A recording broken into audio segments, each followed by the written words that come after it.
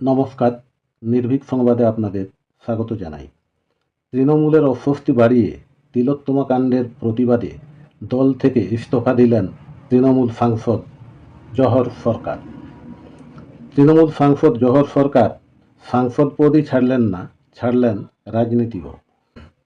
ইস্তফাপত্রে জহর সরকার লিখেছেন কয়েকদিনের মধ্যেই রাজ্যসভার সভাপতির কাছে পদত্যাগপত্র তুলে দেবেন। তৃণমূল সাংসদ জহর সরকার বরাবরই কট্টর বিজেপি বিরোধী হিসেবে বিশেষ পরিচিত। এর আগে তিলোত্তমার ধর্ষণ ও খুনের ঘটনার প্রতিবাদে মুখ খুলেছিলেন রাজ্যসভার আরেক সাংসদ সুখেন্দু শেখর রায়।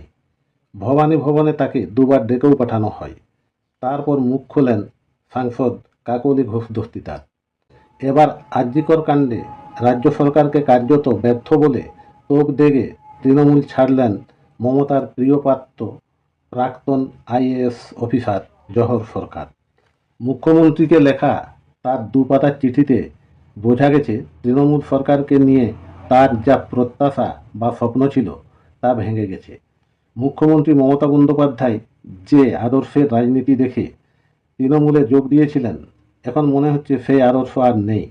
মমতা বন্দ্যোপাধ্যায় দুর্নীতির বিরুদ্ধে লড়াইয়ে ব্যর্থ হয়েছেন।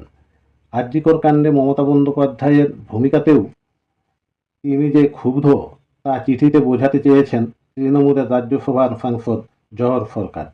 তিনি বলেন, সরকারের বিরুদ্ধে মানুষের এই স্বতঃস্ফূর্ত প্রতিবাদ তিনি জীবনে কখনো দেখেননি।